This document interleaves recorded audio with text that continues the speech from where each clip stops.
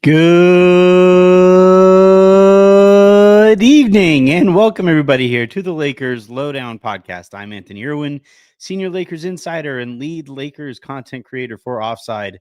And today on the show, what the hell just happened? I have no idea. The whole league lost its freaking mind. You had Chris Paul told by the Clippers in the middle of his retirement tour, mere 4 days after the Clippers sent some sentimental tweet saying how much they loved that he's finishing his career in their uniform. They tell him to go home. After that happens, you get Shams tweeting about Giannis and his agent preparing to talk to the Milwaukee Bucks leadership about the future of the Bucks and Giannis's future there with the Bucks. So that obviously led to all kinds of stuff and some reporting that came out afterward about that entire situation. By the way, just yesterday, I told you guys that we were going to get a leak exactly like that. Now, I said we would probably get it in a couple of weeks, get a little bit closer to 12/15 when more players are going to be made available or literally can be available in trades. That's usually like the official kickoff time. No, Giannis's team getting out ahead of it, and they went with December 3rd to light that entire thing on fire. Then later in the evening, Giannis goes down like 3 minutes into their game with a non-contact calf strain that looked a lot like that injury. So we got to talk about that and the implications of all of that stuff. And then, because it's the Lakers and there are easy through lines to draw here at the tail end of the show, we will go ahead and explain how all of this stuff impacts the Lakers. Some of it to a very small extent, some of it potentially to a pretty franchise altering extent. We'll see. A quick reminder, please hit that subscribe button if you guys are tuned in here on YouTube already. If you guys are watching some other way, head on over to youtube.com/@LakersLounge to find the show there. If you guys are listening to the show in the morning via podcast, hit that subscribe button, hit that like button. Those 5-star reviews, they really help. They pay Avery's allowance. They help pay Avery's allowance, like I said the other day on the show. If you haven't already, please check out the episode of the Great Western Forum pod that we just recorded on this feed. It's the same place that you get all your stuff here. This time it was Pete and Jovan and myself, as per usual. But then we were also joined by Dan Woike, and I finally let Harrison onto the show. We graded out the season that the Lakers are having so far, that various people within the Lakers are having so far. And then we also talked about this Giannis thing because I had a feeling it would be pertinent to be able to do so. Anyway, let's dive on in. I am going to go in the order of things that happened today. We wake up this morning. Remember, I am in Texas, so I am 2 hours ahead of those of you who are on the West Coast. So I wake up this morning and there's a lot of Chris Paul talk. And I'm like, why are we talking about Chris Paul? We know he's retiring. What is going on here? And my eyes are still kind of fuzzy or whatever. And wouldn't you know it, the Clippers sent Chris Paul home in the middle of the night, like unceremoniously ending this retirement tour. That was like one of the few feel good things about their season was Chris Paul getting to go out as a Clipper. He already made his stop in Charlotte. They, like I said, the other, they sent that video the other day on their social accounts talking about Chris Paul retiring back home. Right. It turns out back home meant a little something different. Shouts to Skeets. And yeah, it was frankly shocking stuff. And you're waiting to find out what's going on. Obviously, there's immediate speculation on what was going on there. We know Chris Paul can kind of wear on people. Few organizations should know that better than the Clippers, having employed him though for the one time already. Well, it turns out, according to reporting around that situation by way of ESPN and The Athletic, that Chris Paul and Tyronn Lue just did not see eye to eye, and they hadn't spoken in weeks. And Chris apparently was asking for meetings with Ty. Ty was not taking those meetings with Chris. They weren't speaking at all. And it was just becoming more and more and more untenable. Quick side note here. Like, telling your franchise GOAT to go home, and I'm sorry, Kawhi, not the GOAT. Harden, definitely not the GOAT for the Clippers. Your two GOATs are probably Chris Paul and Blake Griffin. And in both cases, both guys wanted to retire as Clippers. Both guys very soon thereafter shown the door by Steve Ballmer. Apparently, aspiration type of privileges only reserved for people who do not play basketball games for them. But so we find out afterward that essentially the reason that the Clippers sent Chris Paul home was he's mean to me. Oh, he told me I have to play, said Kawhi. Oh, he told me that I have to hold the players accountable, said Ty Lue. Oh, he told me I probably shouldn't go to the strip club at 3 in the morning in Atlanta, said James Harden. It's a bunch of losers complaining because Chris Paul got sick of them losing. And look, if you're gonna tell your franchise GOAT to go home, you have to find a better reason than Chris Paul's leadership was wearing on us because he got sick of losing, and we are less sick of losing. What are you doing? You have a whole day to decide this, to figure out how you're going to explain away this situation. And that's what you come up with? That? Good Lord, Clippers. Man, be less little brother. Well, so obviously people immediately start linking Chris Paul to the Lakers because the part of the reason he went to the Clippers in the first place was because he wanted to stay in LA closer to his family. And unfortunately for Chris Paul and for those who want to see Chris Paul play again this season, it's not looking likely that the Lakers are going to do anything to sign him. They are already stacked at the point guard position specifically. You have Luka, you have Austin, you have LeBron as a primary ball handler when he decides to be as well. They've already been using Gabe Vincent a ton this season. Marcus Smart is somebody that is a big part of their rotation. There are no point guard minutes. And even behind those guys, you have projects like Nick Smith Jr. and Bronny James who would come in for garbage time situations. It's just there's not a fit there. And you could say, well, what if you do this and what if you do that to trade for this guy? Well, one, he can't be traded until December 15th or something like that. And two, why would the Lakers do anything whatsoever, like give up anything whatsoever for a player who quite literally is not in the Clippers organization's plans from here on out?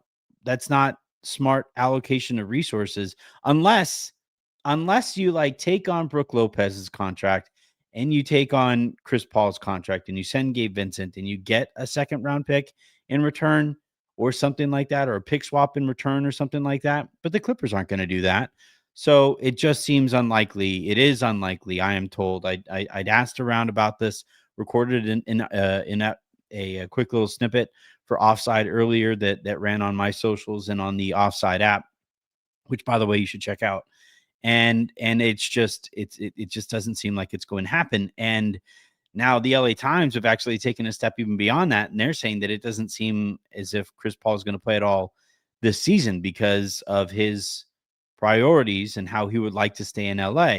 You have a team like Minnesota who could probably use Chris Paul. You have a team in Dallas that could probably use Chris Paul. Both of those teams, you would probably, I don't know if he would start for, you would probably start for Dallas, although Nemhard is playing really well for Dallas. So I don't know. It's just a tough spot here for Chris Paul. And this is the thing. Bomani made this point on his show today, and I thought it was a really good one. And he was making it as it pertained to LeBron, but I actually think it's more apt a point to make in this case with Chris Paul, in that the longer you stick around and the further and further and further you get away from your prime, the less inclination the league is going to have to make good on the way that you want to go out. The league is too competitive nowadays for the Vikings funeral the Viking funeral that Kobe Bryant got his final season in the league. Like that kind of stuff, teams move on too quickly for that to happen. And I kind of wonder how all of this is landing on LeBron's doorstep, because he, I would imagine, probably wants to play another year beyond this one so that he can announce a retirement tour and he can do all of this stuff. But he's looking at Chris Paul, one of his good friends, and he's watching this guy just unceremoniously kick to the curb off of the team plane or whatever. The longer that you stick around, the higher the chances become that you become a meme. You become Shaq in a Celtics jersey. You become Hakeem Olajuwon in a Toronto Raptors jersey. You become these players that were at one point great players, sticked around a little too long, and they became kind of a joke. And Chris Paul in this spot, and look, I think he's done kind of wrong, done kind of nasty here. But the longer you stick around, the higher the chances become that you get done nasty. Now, on the other end of the spectrum, in terms of desirability throughout the league, sits Giannis Antetokounmpo. And I thought it was really weird that Giannis basically did this whole thing late in the summer, like in August, where those reports surface by way of ESPN that he approached the Milwaukee Bucks, said he would like to be traded, and said that the only team that he would like to be traded to was the New York Knicks. And remember, Shams reported about that exclusive 2-week negotiating window that and the nothingness that came from that, and because the Knicks had used all of their draft capital on Mikal Bridges. And both sides, Giannis and the Bucks, moved on from that and said, you know what, we'll give it the good old college try here. Bucks bring back the Thanasis Antetokounmpo to appease Giannis. I think they might have even brought another Giannis brother in there was it? Anyway, I lose track of the Antetokounmpos, but yeah, it's a situation here where, from where I'm sitting, from my vantage point, Giannis wanted to see what this Milwaukee Bucks team was capable of this season. They looked good early on in the season, probably playing a little bit over their heads early on in the season, but they looked good in large part because Giannis was doing Herculean things. And he gets hurt. They fall below the Mendoza line in the East, where they are out of the play-in spots, even not playoffs. Not playoffs. Like, no, not even that. It's play-in spots that they fell out of in the East. That is, they fall out of there, and he looks around and says, "Guys, it's not working out." And so now they're going to do this thing where they want some kind of clarity, or they said there's going to be some resolution in the next couple of weeks. And in the meantime, the entire league is going to be frozen in terms of asset maneuvering. The only thing you might see is asset allocation from some teams. The Knicks are going to be looking to see if they can add some first round picks to their draft cash. The Lakers, I would imagine, are any chance of the Lakers moving any kind of first draft capital, that ended. It is not happening until we get some kind of clarity, resolution on this Giannis situation. So whatever 3-and-D wing that you would like to see the Lakers trade for, probably not going to happen. Herb Jones, probably not. Trey Murphy, probably not. You're probably looking at the Sadiq Beys of the world, some like project type players that don't require first round draft capital. Maybe Keon Ellis falls into that group, just depending on the amount of competition for him. But overall, like when you look at the way that this impacts the Lakers, the Chris Paul thing doesn't impact them at all. I asked about it. I asked, hey, no chance you guys go after Chris Paul, right? And I was told 0 chance. It's not going to happen. And at least not right now, right? Maybe Marcus Smart gets hurt. Maybe Gabe Vincent gets hurt. Maybe enough guards get hurt in this while Chris Paul is kind of waiting in limbo. Maybe later in the season, right? The Lakers make a trade. They send out Gabe Vincent. They decide they do want that kind of, uh, you know, point guard mentality in their rotation that they might lose by way of moving Gabe Vincent.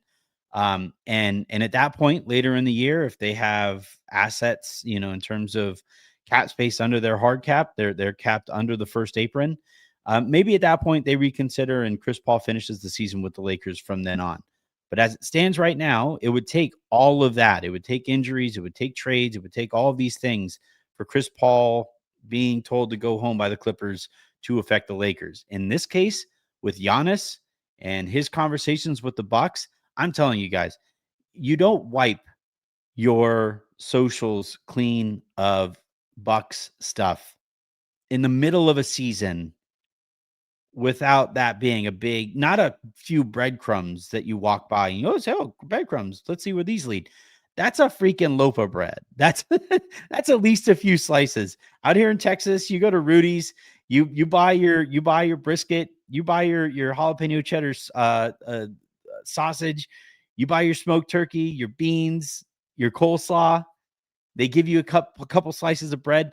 That's what Giannis just threw on the floor to us, right? He did that in the middle of the week. He knew people were going to pick it up in the middle of a season.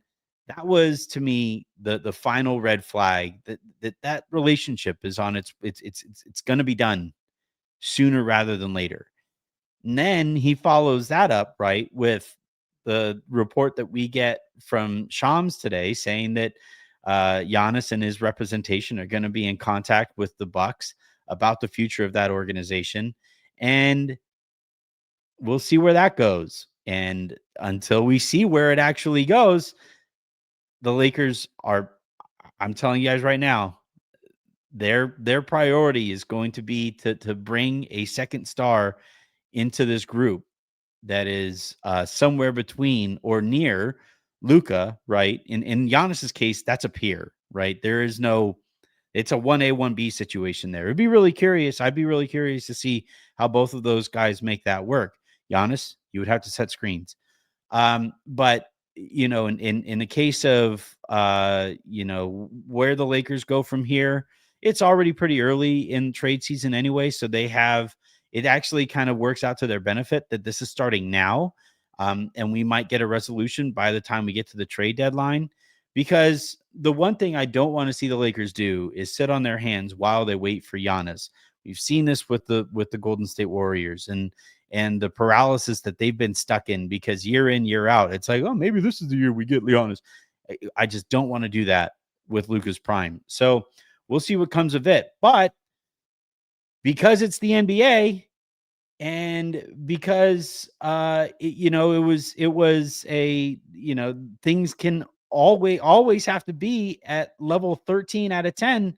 We got an update on this Giannis thing like 6 hours later. So Giannis is kind of along the baseline there in this game, and he goes to run up the court. And this was really weird to me because typically these blown Achilles occur in a very active situation where, like, remember Kobe's, right? He plants back there. And as he goes to plant back there, you see the foot go down a little bit. And that indicates that Achilles tendon snapped. He hits the ground. That's it. Tyrese Halliburton, same thing. He plants to explode off of that back foot. His foot gives way. That's it. He hits the ground and like a pile of bricks, and that's it for him. Jason Tatum, same thing. Like, all of these guys, when you see them tear their Achilles, it almost always happens on a first step, an explosive athletic first step. This one was kind of weird though, because Giannis is making his way up the court and it's on his kind of like second step, and he goes like immediately down, and he's reaching at the area that you would normally associate with your Achilles. And he has that look on his face that all of these guys have had on their face when they go down with that blown Achilles. And look, I'm a decent lip reader. We all think that we are, but it looked to me like he said, "Puta madre, I tore it." That's what it looked to me. And Now, thing with Giannis, English is not his first language. He could have said any number of things that look like any number of things, and I might be completely off here. But it looked to me like he said, "Puta madre, I tore it." And he looked just beside himself at the fact that he did, or that he thought he did. Now the Bucks immediately, right? He walks off of the court under his own power, which is always a good sign. Remember, all of the other guys, even Kobe walked off of the court on his own power. I think he was the only one who did. Everybody else needed to be helped off. Um, so after a little while, the Bucks announced that Giannis is not going to return. He suffered a calf strain and he is out for the rest of the game. And then after the game, we got a couple of updates here. So first, the Bucks announced that Giannis was getting an MRI, or that Doc Rivers, I think, said after the game that Doc Rivers that Giannis was getting his MRI. And then Doc gave this quote. This is via Eric Nem. I don't think it was no contact either. I thought the bump, if you watch the bump drive, that's what threw him off balance. He got bumped and then someone landed on top of him. So I thought the bump was what made him lose his balance. Then it looked like no one was around, but I thought it was the bump that threw him off balance. Let's see. So Doc did also say before that, Doc told reporters that he thinks the Bucks have ruled out an Achilles injury for Giannis. So good news on that front, right? Had he torn his Achilles, I think the Lakers probably would have ditched waiting for him to do anything this season or heading into the summer. Um, of course they would not wait for Giannis recovering from an Achilles injury to decide what they're going to do in Luka's prime, with maybe one more productive season from LeBron. And this season, while you're getting this kind of production from Austin, as he is under contract for just under $14 million a year. So to me, I think their focus should still be maximizing this season. But if Giannis is potentially on the table, we know the Lakers like to star hunt, and we know that's probably going to be their focus here moving forward. Had Giannis blown his Achilles, that probably would have changed things. So we'll see how long Giannis is going to be out with this calf strain. We will see what the official returns on that MRI might be, and based off of that, we will obviously continue to update this story as best we can. The Lakers play a game tonight, or I guess depending on when you guys are watching this or listening to this tomorrow, the Lakers play the Toronto Raptors. They will not have Luka Doncic in that game because there is some scuttlebutt out there, not confirmed by any traditional media, but there is some word out there that Luka is welcoming his second kid. So he actually flew home to Slovenia to be with his partner as they welcome that second kid. And he is not going to be available for tomorrow's game against the Toronto Raptors. That is the extent of my knowledge of the situation right now. We're still waiting for official word or what's going on there with Luka. Hopefully that is the case. Hopefully everybody is healthy and safe and sound as they welcome that second child. But we will see what comes out of that. What's going to be interesting here is that the Lakers will play against the Toronto Raptors without Luka Doncic probably, and or certainly. And seeing as like one of the kind of popular takes when the Lakers learned, or was that the Lakers learned to play some basketball without LeBron in those first however many games before LeBron came back. And if you're going to believe in that, then you kind of sort of have to believe that, maybe with Luka out, LeBron could kind of get back onto the ball a little bit more and develop a little bit better rhythm than he has been the last, few games or so. Because look, I know in 2K, this is a relatively easy thing, right? Luka dominates the ball. LeBron stands over there. LeBron sets screens over there because you can just tell LeBron to do those things in that 2K game. And for the most part, LeBron's sliders, LeBron's ratings, they are going to pan out and he's going to be a very productive player there. Human being LeBron, human being NBA players, like that's different. And I really think that there is something to one, LeBron always ramping up at the early part of the season. Two, LeBron doing that while he is acclimating himself to this new style of basketball that he's going to be playing with Luka.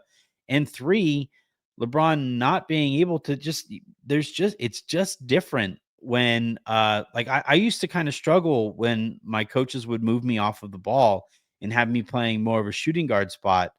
Um, Even if it was probably what was best for the team, I always kind of preferred to get that outlet pass, have the game in front of me, throw that hit ahead pass, call the plays, initiate the plays, be on the ball, and have that much time on the ball to develop that kind of rhythm. And then when you are move off of the ball a little bit, even with me being a pretty good shooter when I was a kid, it it would sometimes mess with me, and it would take a little while to get acclimated to that style of basketball when I don't have the basketball. And I think here with LeBron, it's that to the nth degree, right? To the LeBron's degree. This guy is used to always having the basketball and dominating his team's possessions. And now he goes from that. The other game, Darius from the LFR pod pointed this out. Luka's usage rate in that game against the Phoenix Suns, 48%. 48. That's obscene. And LeBron's usage rate in that game was probably somewhere in the teens, and LeBron's used to his usage rate being in the 30s. So these things are, I still think these things are going to take time. And if you put anything into or any belief into the notion that LeBron being out might have helped Luka and Austin get into the rhythm that they currently find themselves in now, then maybe, just maybe, LeBron spending a little bit of time on the ball, getting into more of a rhythm might help him here tomorrow night. And then whenever Luka comes back, you'll get right back to the process of reacclimating yourself to this new style of basketball the Lakers are asking him to play.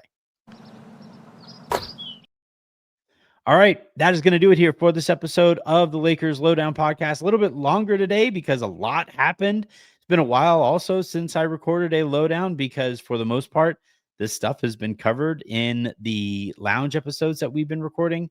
But yeah, hit that subscribe button, hit that like button, hit that share button. All of those buttons really, really help us.